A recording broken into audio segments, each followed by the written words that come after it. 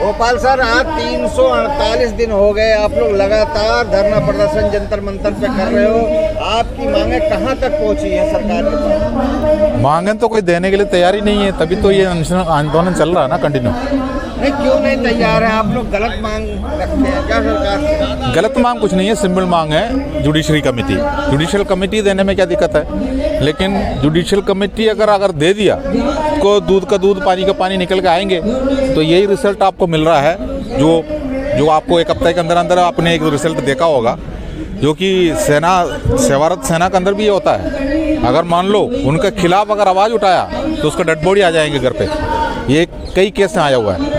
तो इसी हिसाब से, लेकिन हम सिविल में रहता है, लेकिन संवैधानिक तरीक़ा से हम अपना आंदोलन कर रहा है, सरकार से मांग रखा है। इसके लिए हमारा जो वरिष्ठ अधिकारियों को खुजली होने का कोई ज़रूरत नहीं है, जो कि हम सरकार से मांग गया है, सरकार से परमिशन लेके बैठता है, सरकार हमको बैठने का परमिशन भी देता है। तो फिर इसमें हमारा मांग को पूरी नहीं करने देने वाला जो काम है वो हमारा वरिष्ठ अधिकारी करता है, जो कि उन्होंने 75 साल से बना के रखा हुआ अपना इमारत तोड़ना नहीं चाहता है। आप लोग अपने अफसरों की बुराई करते रहते हो, कभी सरकार की भी तो बुराई करो।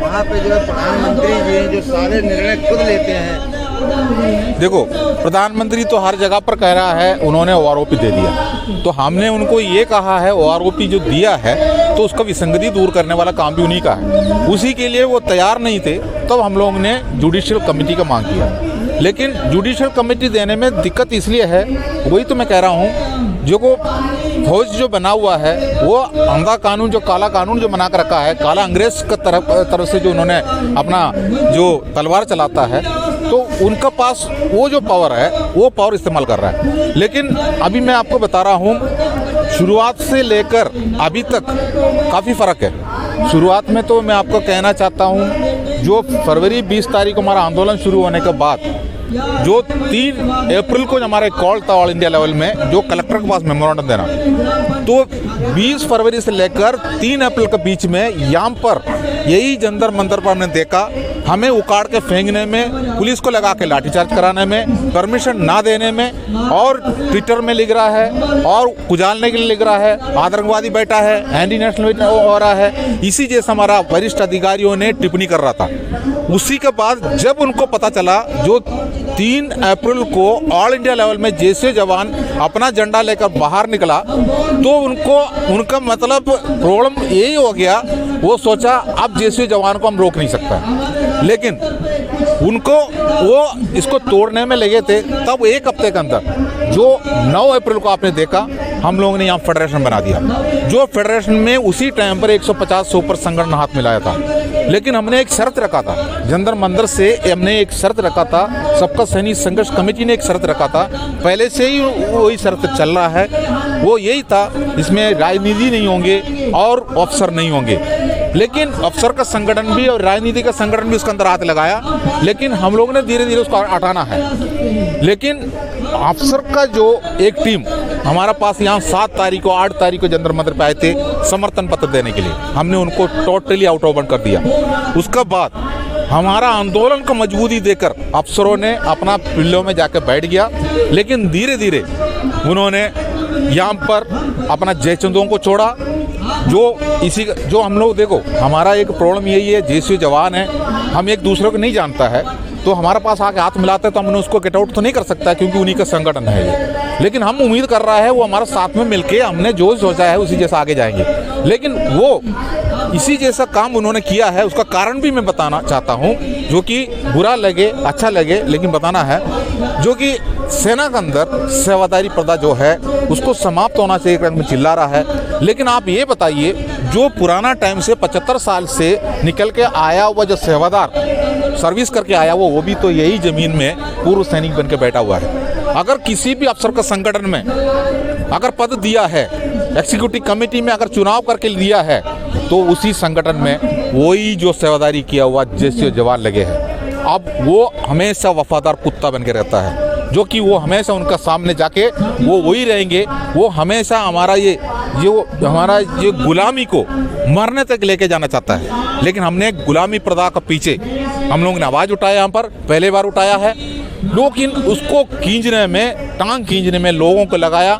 हम उनको पहचानने में देरी होता है, जो कि हम पहचान नहीं पाता, बिल्कुल नहीं पहचान पाएंगे। अभी हम लोग खड़े हैं, हम 2-3 आदमी अभी इसी जैसा, हम इसी जैसा खड़ा है, तो हम एक दूसरे कैसे पहचानेंगे? हमारा रैंक का है, लेकिन काम से हम पहचानता है, लेकिन देरी हो जाता है। इसलिए सरकार का तरफ से रोज यहाँ बैठने के लिए आदेश देता है, परमिशन देता है। तो आज 248 डेज, जो हमारा 348 डेज हो चुका है, 1 साल होने वाला है, तो ये परमिशन हमको कहाँ से मिला? 1 साल तक हम बैठा है ना, तो ये परमिशन तो हम सरकार देता है, हमारा सेना का अधिकारी थोड़ी देता है। तो सरकार हमको परमिशन देता है, तो हमारा मांग जायज है करके सरकार को पता है। लेकिन जो बनाया हुआ जो तरीका उन्होंने हमारा गुलामी, हमारा सेना का जीएसयू जवान को गुलामी से बाहर करने के लिए हमारा अफसर चाहता ही नहीं है, जो कि वो अंग्रेजी शासन अभी भी लगा के हमें मरने तक लेके जाने के लिए सोचता है। लेकिन ये हम कदाई होने नहीं दूंगा, जो कि बाकी बेल्ट फोर्सों में नहीं है। सेना में अभी भी ये जो चालाकी तरीका से रखा गया है। एक एडवाइजरी भी आपने देखा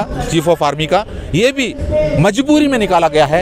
एडवाइजरी में कोई ताकत नहीं होता है, वो किसी जगह पर एक सलाह देता है। ये हमारे को रोज रोज मिलता है हमको इसी जैसा जो मैसेज। हमारा सेना के अंदर कई किस्म का परेड होता है सुबह से लेकर शाम तक, उसी में हमको मैसेज मिलता है ये नहीं करना है, ये करना नहीं चाहिए, इसी जैसा होना चाहिए। उसको बोलता है एडवाइजरी, वो केवल एक एडवाइजरी है, उसी में कोई ताकत नहीं है। अगर ताकत है तो वरिष्ठ अधिकारियों के घर पे जो इस चीज़ को पहले उन्होंने रोके, ये एडवाइजरी निकालना चाहिए था, जो कि अभी भी सेवादार प्रदा जो अगर समाप्त करना चाहता है तो एडवाइजरी जिसी ने दस्तखत किया है उस रैंकों का गर्व से उनको पहले निकाल कर बाहर करना चाहिए था। कह रहा हूँ आप अभी केरल में रह के आए हैं, 1.5 महीना छुट्टी पे थे, वहाँ का क्या चल रहा है? पूर्व सैनिकों की लड़ाई किस तरह लड़ रहे हैं वो लोग सरकार? देखिए, केरला का जो बारे में बताना है तो केरला का 5 संगठन यहाँ पर हाथ मिलाया था, लेकिन एक भी संगठन आज हमारे साथ में नहीं है। जो कि केरला ऐसे एक स्टेट है, राजनीति के बिना घर का दरवाजा से बाहर नहीं निकल सकता। इसलिए यहाँ का मांग है जो राजनीति नहीं होना चाहिए, मतलब संगठन में राजनीति नहीं होना चाहिए, और उसमें के अंदर एक अफसर भी नहीं होना चाहिए, अफसर एक मेंबर भी नहीं होना चाहिए। एग्जीक्यूटिव कमेटी तो छोड़ दो, रक्षा अधिकारी तो छोड़ो पद, लेकिन एक मेंबर भी नहीं आना चाहिए। ऐसी स्थिति में केरला स्टेट यहाँ पर बढ़ चढ़कर हिस्सा नहीं ले सकता है, जो कि वो सिर्फ दिखावा, चेहरा चमकाने वाला काम करके चला जाता है। उसी के बाद वहाँ पर जाके अपना संगठन बनाता है, अपना फेडरेशन बनाता है। हमारा यहाँ का कॉल का डेट में उधर दूसरा कुछ तरीका निकाल देता है। यहाँ का जंतर मंतर का नाम लेकर वहाँ पर जो पब्लिक को इकट्ठा करना चाहता है, लेकिन पूर्व सैनिक जागरूक है। वहाँ पर जो संगठन के ऊपर किसी भी संगठन जो भी यहाँ पर हाथ मिला के गया था, उन्हीं का चेहरा चमकाने वाला काम को उन्होंने पहचान लिया है। व्यक्तिगत रूप से जंतर मंतर पर कई केरला का टीम ने, आप लोगों ने देखा होगा, यहाँ पर आए थे, 10-15 दिन बैठ के गए थे, लेकिन जो संगठन जो हाथ मिलाया है उनसे कोई पॉजिटिव जो फायदा जंतर मंतर पे अभी तक नहीं हुआ।